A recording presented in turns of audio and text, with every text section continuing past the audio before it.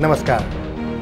कार्यक्रम अलग धारमा यहाँलाई हामी हार्दिक स्वागत गर्छौँ। आज हामी न्यायको अन्तिम थलो न्यायालयमा केन्द्रित भएका छौँ। लागौँ आजको प्रस्तुतितर्फ।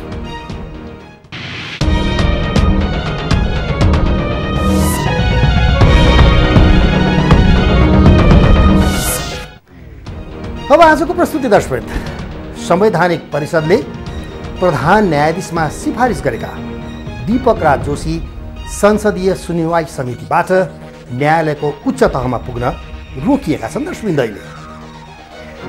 जोशीको बाटो बन्द भएसँगै वरिष्ठतम न्यायाधीश ओम प्रकाश मिश्रको बाटो अहिले खुलेको छ।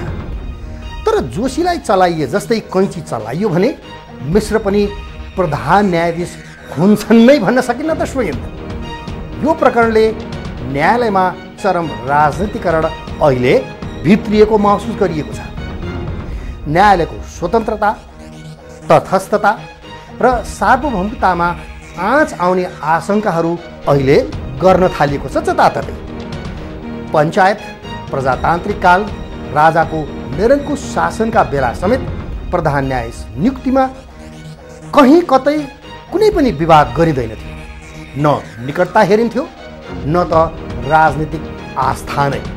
यसपटक मापदण्ड बदलिएको छ। दर्शकवृन्द, संसदीय सुनवाई समितिमा सत्ताधारी दलका 2/3 सदस्यहरूले जोशीलाई लागेका आरोपहरूको जाँच गर्ने सामान्य विधि समेत नपुर्याई नेपाल कम्युनिस्ट पार्टी नेकपाको निर्देशनमा निर्णय गरेको आरोप लागेको छ। यति बेला न्यायालय, संवैधानिक परिषद र संसदीय समिति एकैपटक विवादमा रुमलिनु पक्कै पनि सुखद कुरा हुँदै होइन। दर्शकवृन्द, बाँकी अलग धारको यो रिपोर्टमा संवैधानिक परिषदको निर्णय बेकममा गणतन्त्रको नयाँ अभ्यास न्यायालयमा।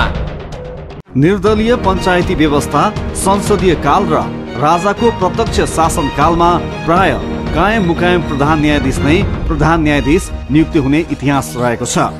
तर दीपक राज जोशी मात्र यस्ता कायम मुकायम प्रधान न्यायाधीश बने जो प्रधान न्यायाधीश हुनबाट वञ्चित भए। प्रधानमन्त्रीको अध्यक्षतामा रहेको संवैधानिक परिषदबाट प्रधान न्यायाधीशमा सिफारिस भएका जोशी संसदीय सुनवाई समितिमा सत्ताधारी दल सम्बद्ध 2/3 सांसदहरूबाट अस्वीकृत गरिए। विपक्षी नेपाली कांग्रेसका समितिका सांसदले न्यायालयमा 2/3 को प्रभाव पर्ने भन्दै उनको बचाउ गरे। नेपाल बार समेत संसदीय समितिले हचुवा र पूर्वाग्रह राखेर जोशीको नाम अस्वीकृत गरिएको र न्यायालयमा सत्ताधारी दलले ठाडो हस्तक्षेप गरेको टिप्पणी गर्यो। संसदीय समितिले अस्वीकृत गर्दा केही कारण देखिएको छ। मूल रूपमा जोशीको शैक्षिक योग्यता, उनको विगतको फैसला र न्यायालयमा सुधारको कार्ययोजना पेश नगरेको जस्ता आरोप सत्ताधारी दलले लगाएको छ।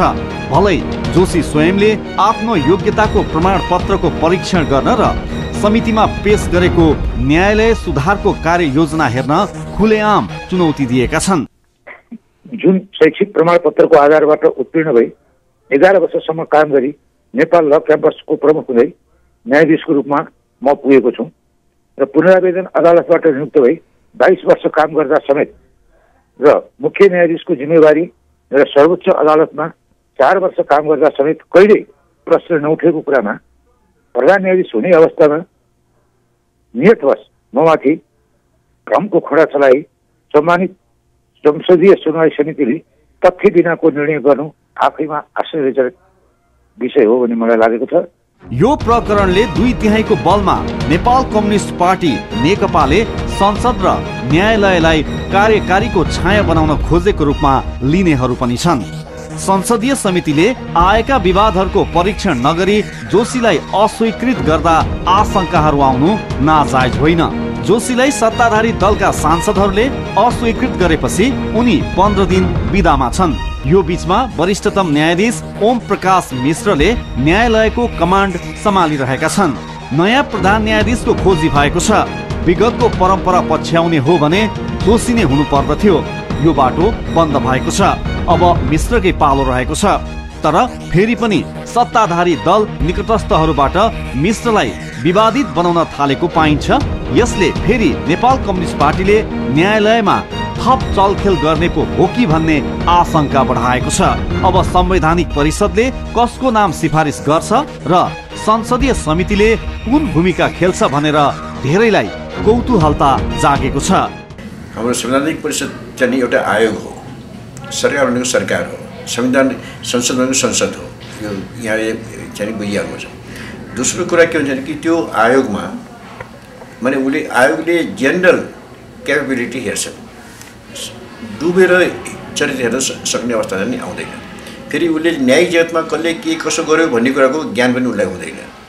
त्यसले पनि दोस्रो के रह्यो भने कि हामीले के देख्यौँ भने राणाकालीन जसै पत्नी गर्थ्यो, पद्म शमशेर छोड्यो मोहन शमशेर हुने जस्तै यो न्यायिक जगत चाहिँ पत्नी सिस्टमबाट जेठोको हिसाबबाट जो गरियो त्यसको म पक्षमा चाहिँ छैन। तपाईँ भनेर यो जेठोको कर्मले गर्दाखेरि भ्रष्टाचार प्रशस्त बढ्यो, जति खाए पनि भोग पाइहालिन्छ, प्रधानमन्त्री बन्न सकिहालिन्छ, त्यसले घुस पनि बढायो। त्यसैले अहिलेको जुन कदम माने सांसदले गर्यो त्यसलाई म क्रान्तिकारी कदम मान्दछु। प्रधान न्यायाधीशको पद रिक्त भएपछि नयाँ नियुक्तिका लागि न्याय परिषदले वरिष्ठताका आधारमा 3 जनाको नाम संवैधानिक परिषदमा पठाउँछ। संवैधानिक परिषदले त्यसैबाट 1 जनालाई टिप्छ र संसदीय सुनवाई समितिमा पठाउँछ। प्रधानमन्त्री अध्यक्ष रहने संवैधानिक परिषदमा प्रधान न्यायाधीश, सभामुख, राष्ट्रिय सभाका अध्यक्ष र प्रमुख प्रतिपक्षी दलका नेता सदस्यका रूपमा रहन्छन्। तर जोशी प्रकरणले संवैधानिक परिषदलाई विवादको भुमरीमा पारिदिएको छ। सबैभन्दा गृह कार्य गर्नुपर्ने काम कसको हो त भन्दाखेरि संवैधानिक परिषद हो। संवैधानिक परिषदको उसको योग्यताको बारेमा, उसका क्षमताका विषयमा, उसका सम्पूर्ण कुराको सर्टिफिकेट भन्नुहोस् न, मुख्य कुरा उमेरका होला, योग्यताका होला, कि सबै त्यो संवैधानिक समितिमा छलफल गर्नुपर्ने होइन र?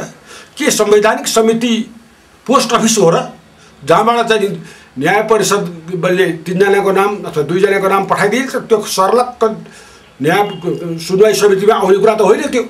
त्यो गर्नुपर्ने त प्रधानमन्त्री नै सदस्य भएको संवैधानिक परिषदले गोप्य रूपमा गोप्य सबै कुरा खुला हुँदैन हेर्नुहुन्छ कि। अब त्यो गृह कार्य गर्ने स्वयं ठाउँमा प्रधानमन्त्री हुनुहुन्छ, विपक्षी दलका नेता छन्, अरू कानुन मन्त्री छन्, यी सबैले गृह कार्य केही पनि गरेनन्। त्यो गर्न नसक्नु संवैधानिक परिषदको असक्षमता हो। त्यो सुनवाई समितिमा प्रधानमन्त्रीकै पार्टीको झन्डै 2/3 सदस्य छन्। त्यस्तो ठाउँमा नाम सिफारिस गरेर पठाउँदा प्रधानमन्त्रीले समेत भएर सिफारिस गरेर पठाएको नाम त अस्वीकृत हुनु हुँदैन नि त।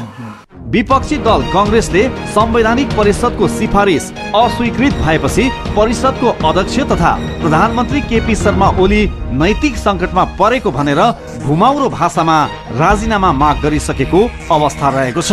नेपाल बार एसोसिएसन संसदीय सुनवाई समितिमा सत्तारूढ दलका सांसदहरूको हाली मुहाली हुँदा पर्याप्त प्रमाणहरू बिना जोशीलाई अयोग्य प्रमाणित गरिएबाट राजनीतिक प्रतिशोधको गन्ध आएको ठान्दछ।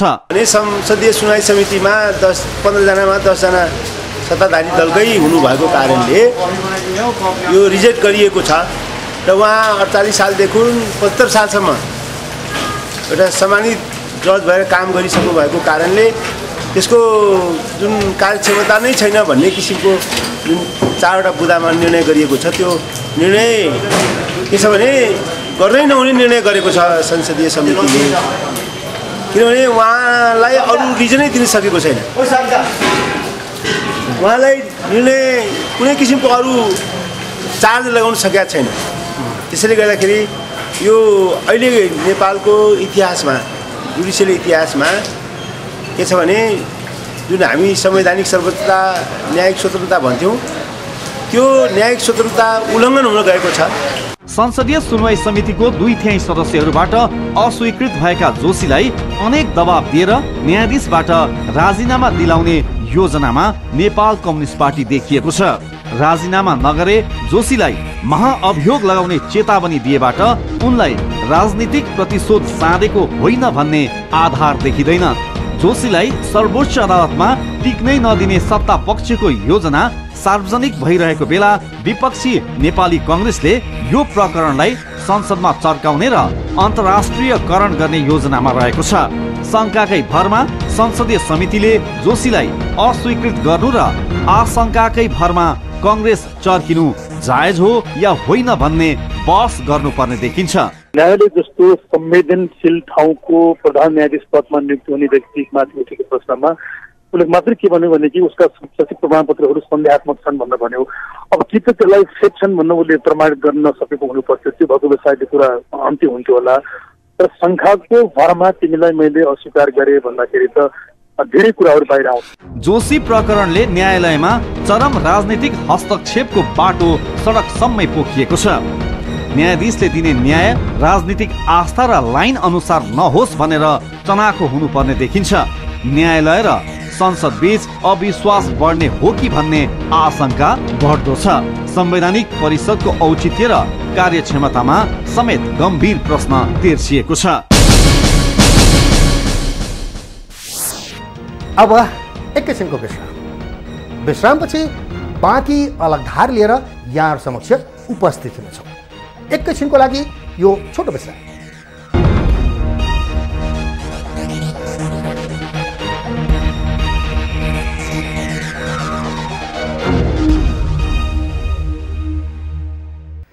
विश्रामपछि स्वागत छ कार्यक्रम अलग धारमा। दर्शक हो, जोशी प्रकरणले न्यायालयलाई राजनीतिक दलको खेलौना बनाउन खोजेको हो कि भन्ने संसदीय पैदा गरेको छ। अहिले यो परिघटनासँग न्यायालय र संसदको सम्बन्ध के कस्तो हुने हो भन्ने प्रश्नहरू अहिले जोडिएको छ। दर्शक, बाँकी अलग धारको यो रिपोर्टमा न्यायालयमा राजनीतिक रोग, संसद न्यायालय सम्बन्धमा चासो। निसन्देश भन्न सकिन्छ न्याय अन्तिम सत्य हो। अन्तिम सत्य खोज्ने ठाउँ न्यायालय नै हो। कि अब न्यायालय राजनीतिक प्रभाव मुक्त भएर अगाडि बढ्ला त? अब यो रोग पल्क्यो क्या संवैधानिक सुनवाई समितिमा सधैँभरि पूर्ण रूपमा राजनीतिक रूपमा मात्रै कुनै पनि इस्युको छिनोफानो हुने हो भन्ने किसिमको अब मेसेज गयो नि त। अब भोलि अरू पदमा पनि त्यस्तै होला। एकातिर त्यो दोस्रो कुरा के भन्नुहुन्छ नि, अब सुनवाई समितिलाई यसै किसिमबाट राख्ने हो र गैर जिम्मेवारी पूर्ण किसिमबाट संवैधानिक समितिले होमवर्क नगरिकन यसरी नाम पठाउने हो भने त अब सारा संवैधानिक निकायका व्यक्तिहरू जो सिफारिस संवैधानिक परिषदको सिफारिसमा सुनवाई भएर नियुक्ति हुन्छन् अथवा भएका छन्, ती त सबै हाल्यो। अब ती त सबै हाल्ने सुनवाई समिति भनिसकेपछि त्यो चाहिँ नि काङ्ग्रेस र तपाईँको चाहिँ नि एमालेको वर्चस्वको आधारमा अब निर्णय हुने भयो। समितिको त के अर्थ भयो? यदि त्यही वर्चस्वकै आधारमा काम गर्ने भए त पार्टीका नेताहरू बसेर निर्णय गरे भइगयो। जोशी अहिले एक पात्रका रूपमा अगाडि ल्याइए। यस अघिका न्यायाधीशहरू विवाद रहित थिएनन्, तर संवैधानिक परिषदबाट पठाइएका नाम संसदीय सुनवाई समितिले अनुमोदन गर्दै आएको हो। यसपटक भने प्रधान न्यायाधीश हुने बेलामा योग्यता र क्षमताको प्रश्न उठाएर नयाँ परिदृश्य अगाडि आयो। अदालत स्वतन्त्र भएन, स्वच्छ पनि भएन। यो चाहिँ राजनीतिक दलको एउटा भातृ सङ्गठनको चाहिँ एउटा निकाय चाहिँ हुन गएको छ। त्यस भातृ निकाय अनुसार चाहिँ माने काङ्ग्रेसीकरण, एमालेकरण, राप्रपाकरण न्यायसेवा व्याप्त छ, जो कि अहिले देखिहाल्नुहुन्छ कि राजनीतिकरणले गर्दाखेरि चाहिँ अदालत ध्वस्त भए जस्तै छ, सवारी भइरहेको छ। जो कि अदालतलाई स्वतन्त्रको मतलब यो हो कि दलगत भावनामा राजनीतिक क्यारियर्सलाई भर्ना गर्ने किसिमबाट अदालत स्वतन्त्र हुन सक्दैन। त्यो त दलगत भावनाबाट आकृष्ट हुन्छ, त्यो आकृष्ट व्यक्ति चाहिँ स्वतन्त्र हुन सक्दैन। यो प्रकरणले न्यायालय र संसद दुवैलाई तत्काल कुनै लाभ देखिने देखिँदैन।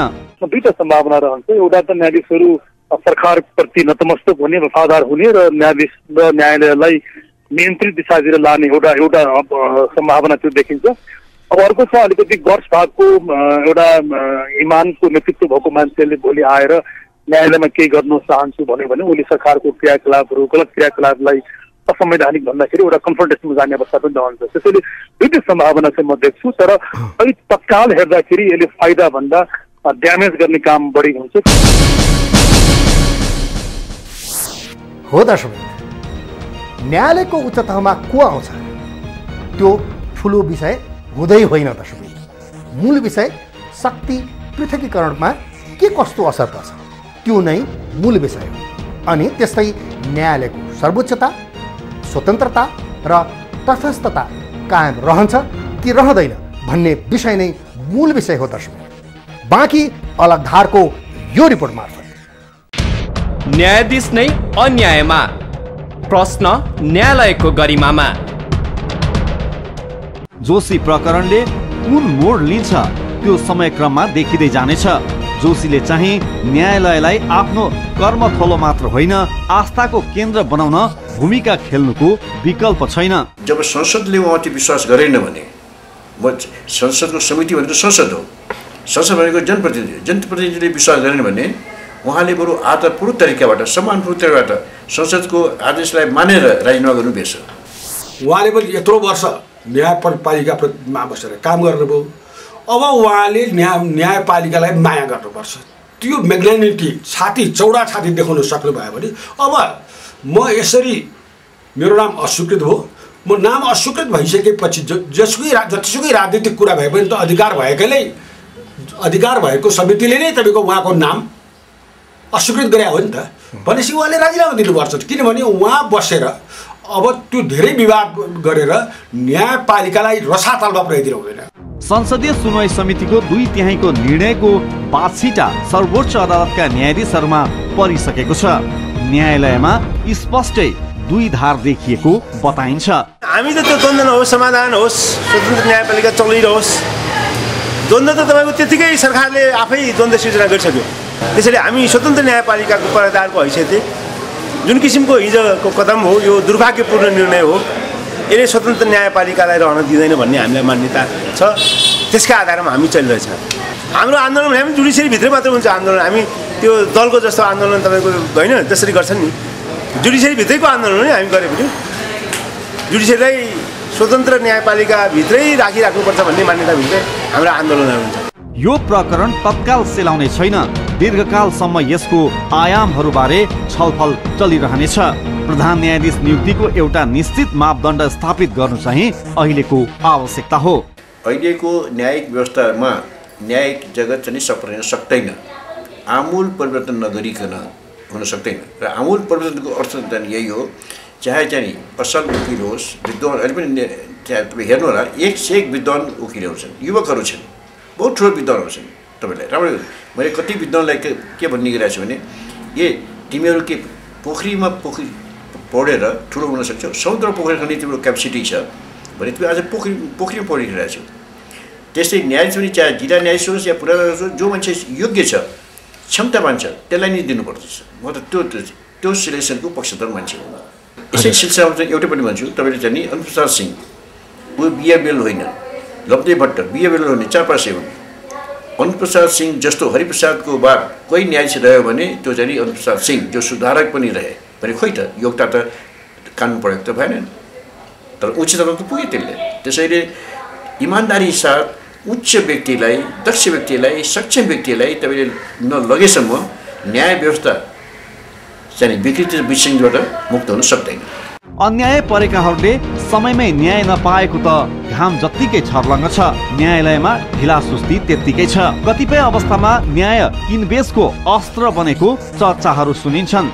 न्यायालयमा राजनीतिक भागभण्डाको आधारमा नियुक्ति हुँदै आएको छ। अर्थात् न्यायालय राजनीतिले थिचेको अङ्गको रूपमा चित्रित हुन थालेको छ। जोशी प्रकरण त्यसको विस्फोटक रूप मात्र हो। अहिलेको न्यायालयलाई छिट्टो नेतृत्व चाहिएको छ। नयाँ नेतृत्वसँगै न्यायालयमा छिटो छरितो काम गर्ने, न्यायको खरिद बिक्री बन्द गर्ने, न्यायालयलाई राजनीतिक प्रदूषण मुक्त राख्ने काम थालिनु पर्दछ। लोकतन्त्रको अभिन्न अङ्ग भनेको स्वतन्त्र र निष्पक्ष न्यायपालिका हो। न्यायालय कार्यकारी र संसदले गरेका गलत काम सच्याउने अन्तिम निकाय हो। जोशी प्रकरणले न्यायालयमा सुधार खोजेको छ। न्यायालयले कार्यकारी र संसदको स्वेच्छाचारिता रोक्न सकेन भने लोकतन्त्र कमजोर हुनेछ र जनताको अधिकारहरू खुम्चनेछन्। न्यायालयले पञ्चायती शासनदेखि राजाको निरङ्कुश शासनका बेला समेत आफूलाई एक अब्बल संस्थाको रूपमा भूमिका खेल्दै आएको छ। न्यायालय कहीँ कतै नचुकोस्, न डगमगाओस्, आफ्नो साख बचाओस्। हो दर्शक, सरकार र संसदले गरेका निर्णय र काम कारबाहीबाट संविधान र कानुनको उल्लङ्घन भएको वा जनतालाई अन्याय भएको अवस्थामा गजगच्याउने ढोका भनेको न्यायालयको ढोका नै। तर अहिले प्रधान न्यायाधीश हुन अयोग्य ठहर्याइएका दीपक राज जोशी नै आफूलाई अन्याय भयो भन्दैछन्। जोशीको लामो न्यायिक कर्मबाट कैयौँले न्याय पाए अनि कसैलाई मर्का पनि पर्यो होला, तर शैक्षिक योग्यताको प्रमाणपत्रको जाँच गरियोस्, न्यायालय सुधारका लागि पेश गरेको कार्ययोजना अध्ययन गरियोस् भन्ने उनको आवाज अहिले कहीँ कतै सुनवाई भएको छैन। बरु एकहोरो रूपमा उनलाई दोषी करार गर्दै बाँकी अवधिमा न्यायाधीशका रूपमा काम गर्न नदिने प्रपञ्च रचिँदैछ। अहिले महाभियोगको हतियार प्रयोग गर्ने धम्की दिँदैछ सरकार। हो दर्शक, एकजना न्यायाधीश नै न्यायको खोजीमा रहेको देशमा जनताले न्याय पाउँछन् होला त भन्ने प्रश्न आउन सक्छ। यो परिघटनाले गोर्खा राज्यका शाह वंशका चौथो राजा राम शाहको स्मरण गराउँछ। विक्रम सम्वत 1663 देखि 1690सम्म गोर्खा राज्यमा शासन सञ्चालन गरेका राजा राम शाहले त्यति बेलै न्याय प्रदान गर्ने शासकका रूपमा नाम कहलाएका थिए। त्यसैले त भन्ने गरिन्थ्यो, न्याय नपाए गोर्खा जाने। तर 21औं शताब्दीको समाप्ति नजिक पुग्दा एकजना न्यायाधीश अन्याय भयो भन्दै भौतारिनु हाम्रा लागि लाजमर्दो विषय हो दर्शक। हो, अब उनी कहाँ जाने? अपेक्षा गरौँ, जोशी प्रकरणले न्यायालयमा थप राजनीतिक हुने छैन अनि ढिलासुस्ती हुने छैन, त्यस्तै भ्रष्टाचार हुने छैन। न्यायालयको स्वतन्त्रता, तटस्थता र स्वतन्त्रता कायम रहनेछ। एकजना न्यायाधीशले मात्र होइन, न्याय खोज्ने हरेक नेपालीले न्याय प्राप्त गर्नेछ हाम्रो न्यायालयबाट। न्यायका लागि कोही गङ्गामाया अधिकारी या डाक्टर गोविन्द केसी बन्न नपरोस् अनि नबनोस् नेपाल न्याय हराएको देश भनेर। हो दर्शकवृन्द, आजको यो विशेष रिपोर्ट हाम्रा सहकर्मी रोमन आचार्य पूजनले तयार पारेका हुन्। यदि अलगधारलाई कुनै नयाँ सूचना, घटना, रोचक तथ्यहरू छन्, जानकारीहरू छन् भने यहाँहरूले हामीलाई दिन सक्नुहुन्छ। त्यसका लागि 40065 हाम्रो कार्यालयको टेलिफोन नम्बर, जसमा यहाँहरूले कार्यालय समयमा बिदाको दिन बाहेक सम्पर्क गर्न सक्नुहुन्छ। यदि कुनै पनि बेला मोबाइलमा सोझै सम्पर्क गर्न चाहनुहुन्छ भने हाम्रो मोबाइल नम्बर हो 9802002006। यदि यहाँहरू इमेल गर्न चाहनुहुन्छ भने हाम्रो इमेल एड्रेस हो alagdhar@imagechannels.com। यहाँहरूले हामीलाई ट्विटर र फेसबुकमा पनि लगअन र फलो गरेर हेर्न सक्नुहुन्छ। हस्त आजको अलगधारको प्रस्तुति यति नै। अलगधारको सम्पूर्ण रूपलाई बिदा दिनुहोस्। नमस्कार।